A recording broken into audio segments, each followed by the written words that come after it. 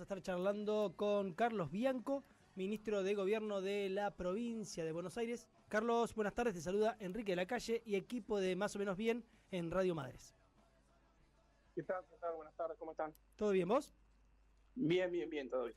Se acerca un nuevo día de la militancia y te queríamos preguntar para arrancar en esta charla, ¿qué estás viendo de la militancia? ¿Qué estás viendo de los debates que se dan en la militancia peronista, la militancia kirchnerista? ¿Cómo ves esa discusión de cara a un nuevo día de la militancia? Mira, veo algo, por un lado, muy positivo, que es la gran apertura al debate que está teniendo hoy nuestra fuerza política, cosa que me parece que normal y natural después de haber perdido una elección presidencial como la perdimos el año pasado y contra quién la perdimos el año pasado, que es quien se encuentra gobernando. Me parece que es un proceso sano, porque creo que hay que terminar de entender, diagnosticar, caracterizar lo que le pasó al peronismo, a nuestra fuerza política en los últimos años. Probablemente amerita todo un debate, ¿no? y un diagnóstico compartido o no, se verá, de qué le viene pasando al peronismo desde 2015, cuando terminó el gobierno de Cristina, y luego de eso se perdieron 2 elecciones, se ganó una, pero se gobernó mal, o no lo suficientemente bien como para que nuestra fuerza política se haya podido mantener en el gobierno. Sí. O sea que me parece un proceso sano ese, y un proceso en el cual me parece bien que haya mucha reflexión y mucha participación, mucha apertura en ese debate. Lo malo, déjame, termino con esto, lo malo es que algunas veces esas discusiones se dan a cielo abierto y sin el suficiente respeto probablemente y sin la suficiente argumentación. Eso me preocupa a veces un poco. Tampoco es que uno se vuelve loco, ¿no? Pero preferiría que sea de otra forma. 2 preguntas que tienen que ver con las 2 cosas que dijiste. La primera es, si vos dijeras, ¿cuál es el peor problema que tiene el peronismo? Vos decías, bueno, hay que hacer un balance de por qué llegamos a la situación actual, de una derrota tan fuerte, de varias derrotas. Vos hiciste un proceso largo, varias derrotas, la última nada más y nada menos que con Milei, que prácticamente no tenía partido político cuando empezó toda la campaña electoral del año pasado. Si vos dijeras cuál es el peor problema que tiene el peronismo y que tiene que resolver de cara a presentarse como una alternativa en el futuro. Mira, tuvo un problema que creo que es el más severo que ha tenido el peronismo, y probablemente por primera vez desde que nació como movimiento, como fuerza política, que es haber sido gobierno y no haber ejercido lo suficiente el poder, digamos, tal como siempre lo ha hecho el peronismo, inclusive con vertientes peronistas, llamémosla neoliberales o de derecha, como cuando estuvo Menem. Me parece que el gobierno anterior del peronismo fue un gobierno demasiado dubitativo, y en el que a nivel de fuerza política no hubo un oficialismo, porque durante todo ese tiempo, no estoy diagnosticando quién tiene la culpa de eso, ¿no? Digo que no pasó. Claro. No había un oficialismo, no había un peronismo que apoye al gobierno, por distintas razones, ¿no? Por distintas razones, y eso tiene distintas responsabilidades, pero creo que nunca le había pasado al peronismo. Me permito afirmar que nunca le había pasado al peronismo, ni con Perón, ni con Menem, ni obviamente con Néstor y con Cristina. Cuando gobernaba el peronismo había un oficialismo peronista, y si había discusiones políticas eran hacia adentro, no era a cielo abierto. Me parece que ese fue un problema grave. Y el segundo problema que veo, que es más actual, es como, no sé si es un problema, es una tarea, es una necesidad, es una obligación de cómo reconstruir la fuerza política del movimiento peronista.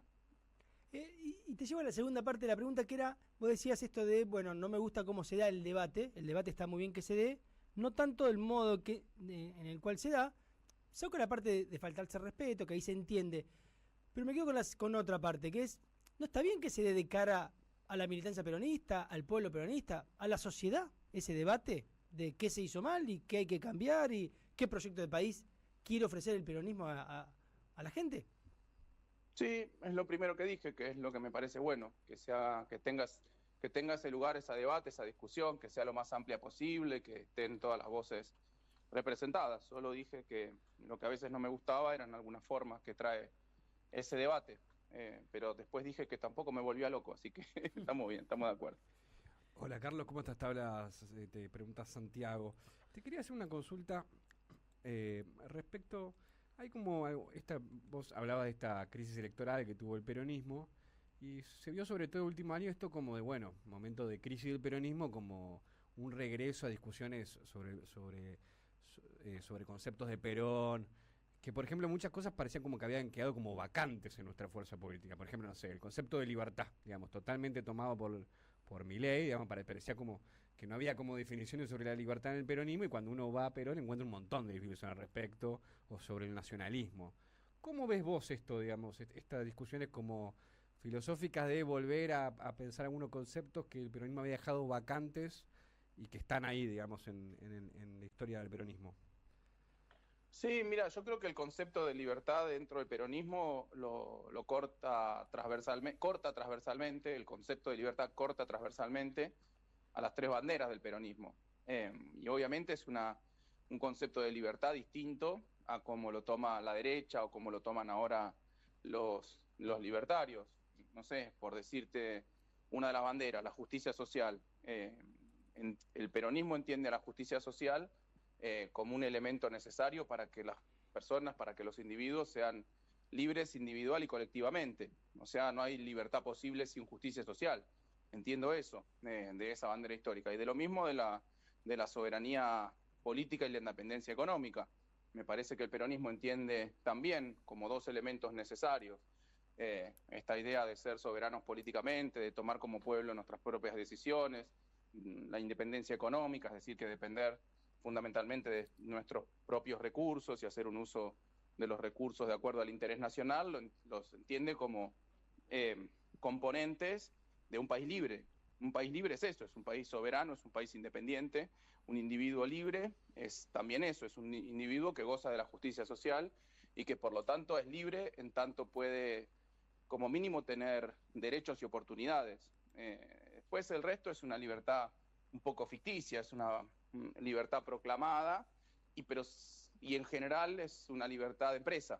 Está pensado como una libertad de empresa, una libertad de mercado, no una libertad de los individuos para lograr la prosperidad en términos individuales y de términos colectivos. Yo no creo que no esté presente. Es cierto que no está la palabra libertad en general puesta en el núcleo de las ideas y de las banderas peronistas, pero creo que está profundamente implícita en cada una de sus banderas.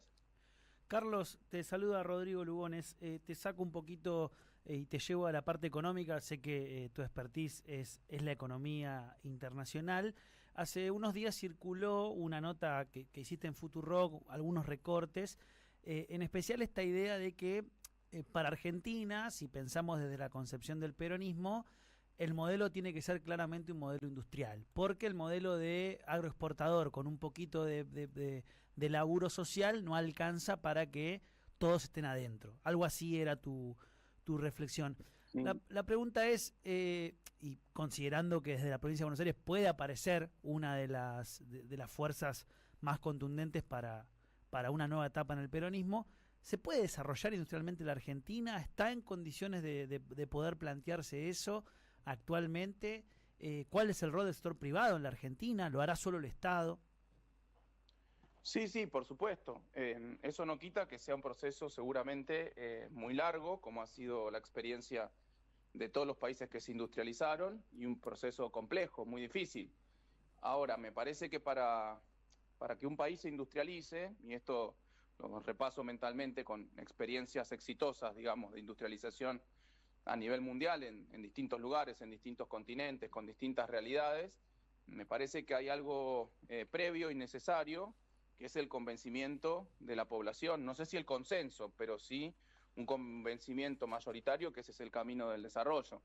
No sé, lo pongo en los términos de la Inglaterra de la Revolución Industrial, en donde el Estado tenía una fuerte participación y un fuerte apoyo de la población en pos de un proceso industrializador, de incorporación de conocimiento productivo, de conocimiento técnico. Mucho más claro queda cuando Cuando uno lee el pensamiento de los padres fundadores de los Estados Unidos, de Hamilton, de Washington, etcétera, queda muy claro que tenían que justamente lograr un consenso, no sé, pero sí una posición mayoritaria respecto de que Estados Unidos no solo tenía que ser un país exportador y productor de materias primas, de tabaco, de algodón, de madera, etcétera, como lo era cuando eran sus 13 colonias fundacionales, sino lo que se transformó después en una potencia industrial, de nuevo, con una fuertísima presencia del Estado. Hay un mito fundante de que Estados Unidos que siempre fue un país librecambista, siempre fue un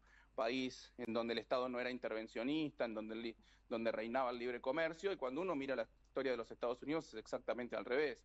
Cuando mira los escritos de Hamilton, que fue uno de los principales políticos y economistas de finales del siglo XIX, principio del siglo XX, ve exactamente lo contrario, un Estado muy, muy presente, muy, muy regulador y con un control del comercio internacional y de las inversiones muy, muy, muy fuerte. Eso también pasó en la Europa de posguerra, pasó en la Alemania de segunda mitad del siglo XIX, con su proceso de consolidación nacional, de generación de una unión aduanera primero y una nación industrial después. Pasó en Japón antes de la guerra y después de la guerra, pasó en Corea del Sur a partir de los años 60 con el gobierno del general Chiang, pasó en China a partir del gobierno del año 78 de Deng Xiaoping. O sea, cuando uno revisa todas las experiencias exitosas en materia industrial, hay un común denominador. Una mayoría de la población que apoya ese rumbo, un gobierno fuertemente intervencionista y regulador de la actividad económica privada, y un proceso muy fuerte de desarrollo científico, tecnológico y de la educación en general. Son ingredientes que uno encuentra, repito, como común denominador en todas las experiencias capitalistas exitosas. No estoy hablando de la Unión Soviética, no estoy hablando de Yugoslavia, estoy hablando de las experiencias históricas exitosas dentro del capitalismo. Y bueno, me parece que ese es el camino. Ahora, también cuando uno ve esos procesos, ninguno de esos procesos duró menos de 50 años hasta llegar efectivamente a un grado de industrialización y competitividad mundial avanzado. O sea que es un proceso que requiere muchos recursos, mucha decisión política y mucho tiempo. Y eso probablemente es lo que nos haya faltado en este último tramo de intento de industrialización o de reindustrialización de la Argentina, que fueron los 12 años de Néstor y Cristina. Por ahí faltaban 12 años más o 30 años más de un mismo rumbo. ¿Cuál fue el problema? En el medio se cambió el rumbo totalmente con Macri, después no pudimos volver al anterior rumbo completamente con el gobierno de Alberto y ahora se rompió todo. Así que me parece que hay que empezar a construir ese consenso o esa opinión mayoritaria de nuevo desde cero.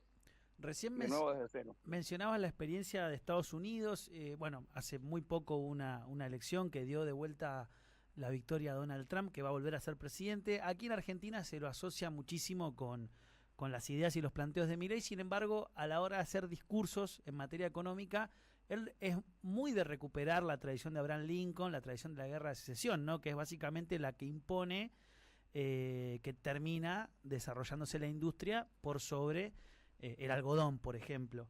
La gran pregunta es ¿qué rol tiene que jugar Argentina, si en algún momento el peronismo vuelve a ser gobierno, en la discusión internacional, si pararse más cerca de Estados Unidos o de China? Uno diría, bueno, pareciera que culturalmente hay un consenso de nuestra fuerza más cercano a China, pero bueno, al mismo tiempo podría decir uno, bueno, nos van a colocar mercancías muy baratas y va a ser medio complejo que se desarrolle nuestra industria.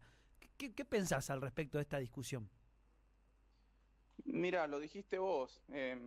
Cuando uno analiza discursos en materia económica, en materia de desarrollo económico, industrial de Donald Trump, son discursos que tienen conceptos que se parecen mucho más a los que, bueno, nuestra fuerza política, el kirchnerismo, el peronismo, discutió por lo menos durante los 12 años de Néstor y Cristina. La necesidad de proteger el trabajo local, el mercado interno, de desarrollar nuestras propias industrias, nuestro aparato científico-tecnológico. En ese sentido lo digo, no estrictamente en el sentido productivo.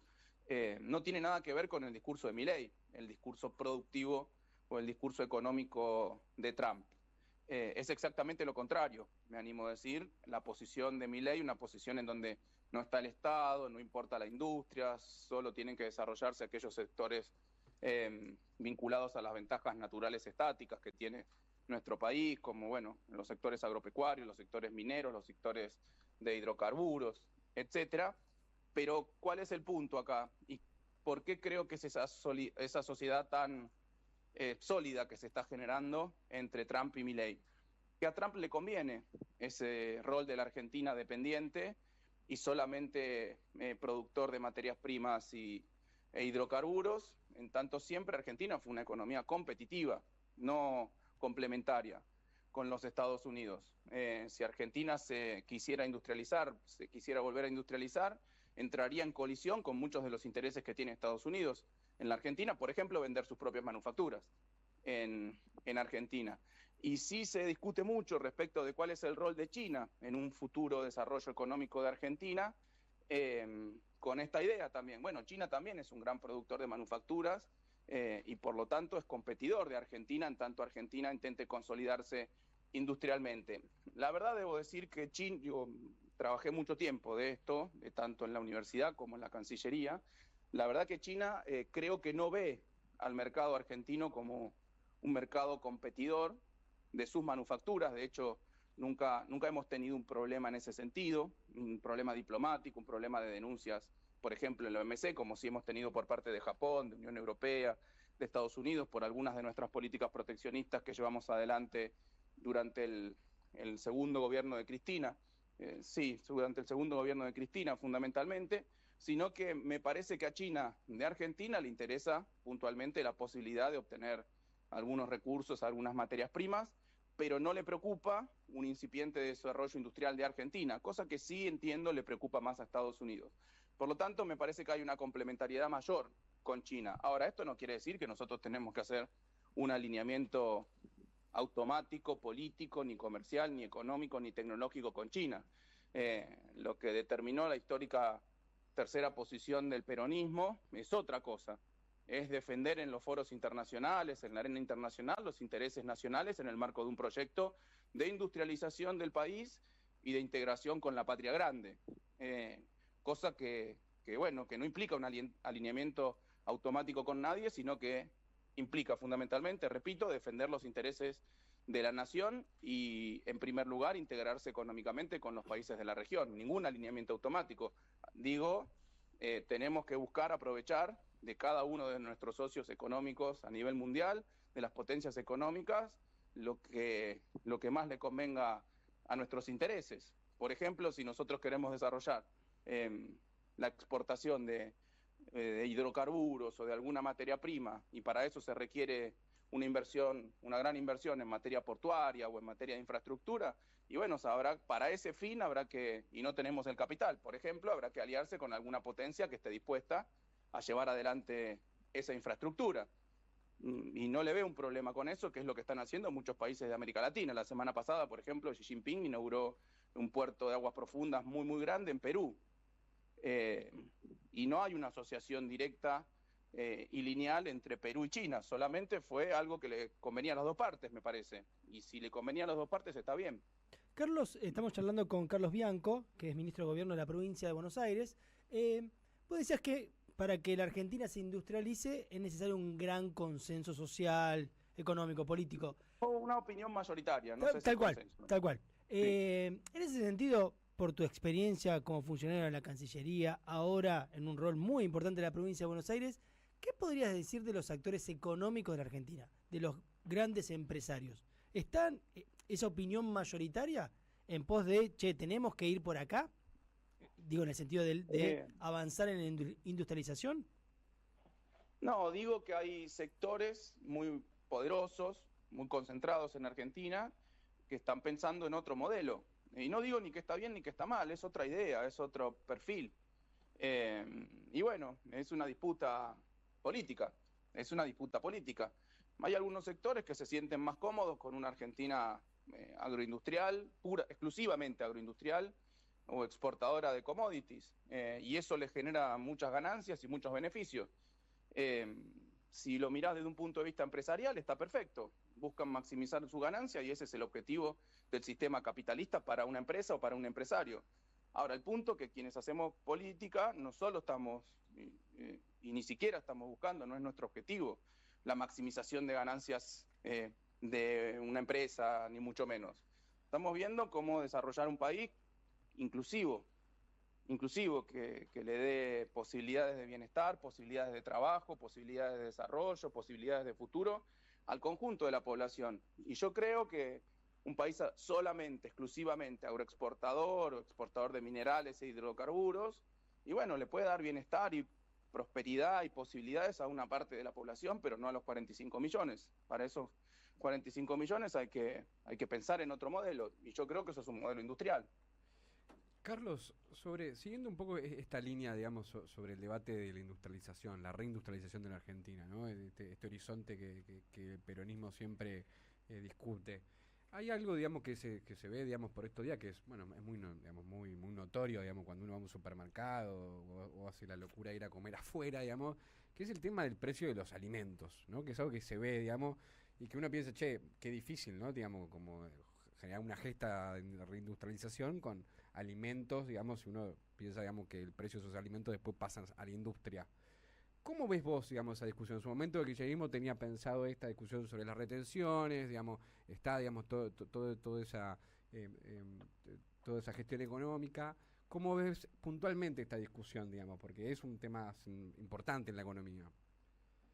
Mirá, yo creo que en el particular, en el caso de los alimentos, los altos precios que tenemos en términos comparativos con el mundo, ya no digo respecto de nuestro salario en pesos, del salario mínimo, del salario promedio, del salario docente, tenemos alimentos hoy que en moneda comparativa, en dólares, están más caros, alimentos inclusive que se producen localmente en un contexto de relativa apertura económica, que están más caros que en Europa, por ejemplo, o que en países del exterior, y ahí pueden estar pasando, de acuerdo al producto de que se trate, distintos fenómenos. Un fenómeno es la apreciación de la moneda.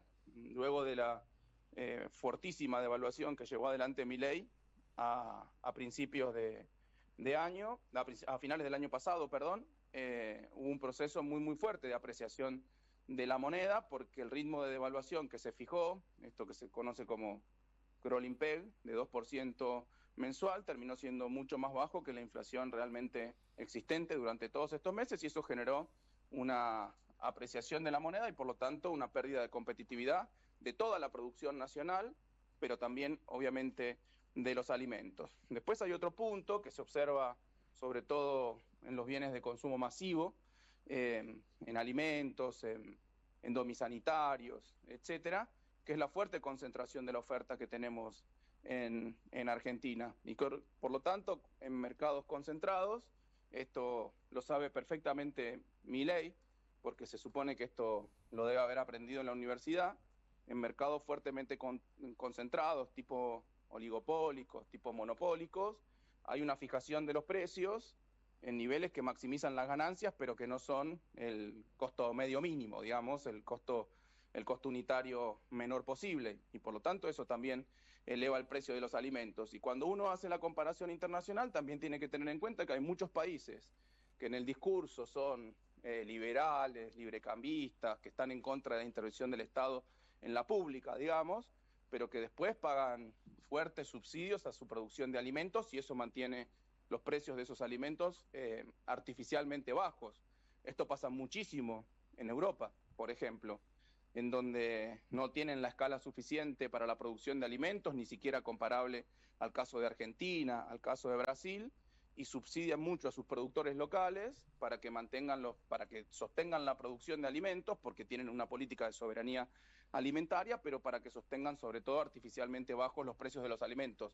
No lo estoy criticando, digo que se preocupan por su población y de que acceda a alimentos baratos. Lo que pasa es que eso tiene un impacto de nuestro lado, en donde a partir de esos subsidios que bajan el precio de los alimentos en esos continentes, en esos países, se hace menos competitiva nuestra producción y muchas veces se nos dificulta la exportación a esos países, tampoco solo por un tema de precios, sino porque ponen distinto tipo de barreras para arancelarias, prohibiciones a la exportación de determinados productos desde nuestros países. Bueno, es un conjunto de razones que nos están llevando a ni siquiera ser competitivos en aquello que fuimos históricamente competitivos, que es la producción de alimentos.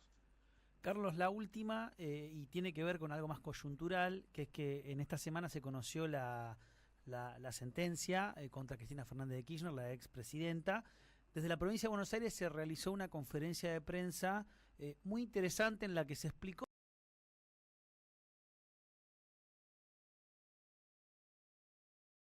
en términos políticos qué significaba el fallo, también en términos jurídicos, en la que participaron diferentes personas, entre ellas Kicillof, por ejemplo, el gobernador, pero también estuvo un ministro de la provincia de Buenos Aires que pertenece a la Cámpora, es decir, que pudieron presentarse dos opciones que hoy por ahí tienen ciertas diferencias, defendiendo integralmente, además como una política del gobierno provincial, lo que estaba sufriendo Cristina como injusticia. Quisiera una pequeña reflexión al respecto, que nos cuentes cómo nace esta idea de explicarle a la población cómo analiza la provincia de Buenos Aires este fallo que además se conoció antes, ¿no? de que lo firmen los jueces.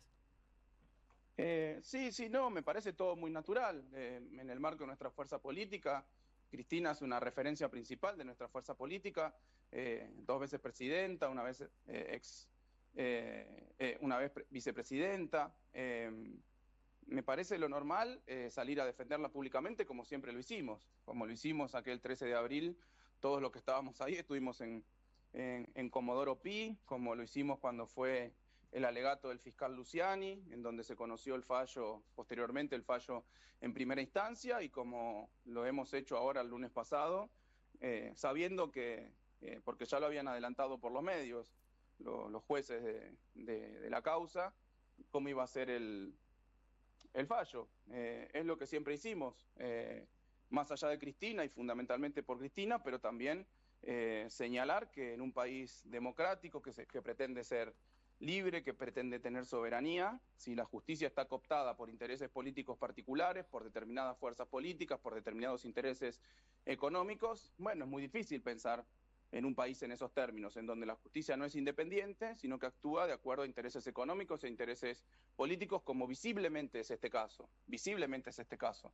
Se armó una causa que no tiene ningún tipo de sobreprecio, es una causa sobre obra pública en donde no se encontró ningún tipo de sobreprecio, en donde es obra pública ni siquiera ejecutada por el gobierno nacional, sino por el gobierno de la provincia de Santa Cruz, en donde las auditorías que llevó adelante el propio macrismo cuando estuvo en el gobierno no encontraron ningún tipo de irregularidad, encontraron las obras terminadas, sin sobreprecios, en donde, de acuerdo a la Constitución Nacional, quien es el responsable de la administración presupuestaria ni siquiera es el presidente, por lo tanto ni siquiera puede dar órdenes en ese sentido el presidente, o la presidenta en este caso, sino que es el jefe de gabinete de ministros, pero bueno, termina siendo condenada sin prueba, sin el debido proceso, Cristina, que es lo que siempre venimos diciendo y que tiene como objetivo fundamentalmente proscribirla. Es ni más ni menos lo que venimos diciendo hace muchos años, por lo menos desde el 13 de abril de 2016. Y después lo otro que vos me comentás, que había un ministro de la Cámpora. Pero claro, hay varios ministros y funcionarios de alto rango de la Cámpora en nuestro gobierno. Ustedes me decían que habían visto alguna recorte del programa del otro día que estuve en Futurock. Y ahí lo dije muy claramente, los compañeros de la Cámpora son ideológicamente, generacionalmente, los más cercanos. Yo lo dije ahí, tengo afecto personal por muchos de ellos, le tengo mucho cariño. Hemos trabajado juntos, no sé, por decir a alguien, Nico Crepla, que estuvimos pariendo toda la pandemia, trabajando codo a codo de la mejor forma para comprar los insumos, para conseguir las vacunas, trabajamos con todos sus equipos de manera integrada. Nosotros no nos vamos a pelear con nuestros compañeros más cercanos, jamás nos vamos a pelear con nuestros compañeros más cercanos, como habrás visto, más allá de cosas que se dijeron hacia el gobernador o hacia algunas referencias propias, nosotros ni siquiera contestamos, porque creemos que no es la forma. Pero más allá de eso que planteás, ¿sí reconoces que hay alguna diferencia que es evidente entre un sector de la Cámpora y Kicillof, o no? Sí, la hicieron pública. Por ejemplo, cuando se hizo pública una supuesta estrategia que había el año pasado para que Axel sea candidato a presidente, para que pierda y para que vaya al territorio a buscar votos para volver a ser candidato luego. Bueno, sí, está bien, nunca nos la dijeron, tampoco no me quejo, solamente estoy describiendo de algo que se hizo público hace muy poco, que nunca nos lo dijeron, y en segundo lugar, que me parece que era una mala estrategia, era una pésima estrategia, si el objetivo era que el peronismo gane una elección. No era una buena estrategia. Pero está bien, ¿qué problema hay? Digamos, No, yo digo, ¿qué problema hay? Tener diferencias, tener matices en el pensamiento, en la táctica, en la estrategia. ¿Qué problema hay? Yo no tengo ningún problema con eso. ¿Es un capítulo cerrado la discusión? Es que para nosotros nunca estuvo abierto. Ok. Sí. No, yo lo escuchaba recién a Carly y claro, claramente, no se puede encontrar, esto lo digo más allá del periodismo, no se puede encontrar un video donde el gobernador diga algo al respecto de algún compañero o de alguna persona, inclusive en el documento que sacó, ha escrito algunos fragmentos donde rescata y reivindica la labor llevada adelante por ministros que son de la Cámpora, por ejemplo. Pareciera que es más una intención de un lado de plantear algo que de un ida y vuelta, ¿no? Eso a mí, por lo menos, viendo cómo viene la cosa, me queda claro. Sí. Así es. No, sí, así es. No tengo mucho más para agregar. Carlos Bianco, te agradecemos mucho el paso por Más o menos bien. Dale, muchas gracias a ustedes. Un abrazo. Era Carlos Bianco, ministro de Gobierno de la provincia de Buenos Aires.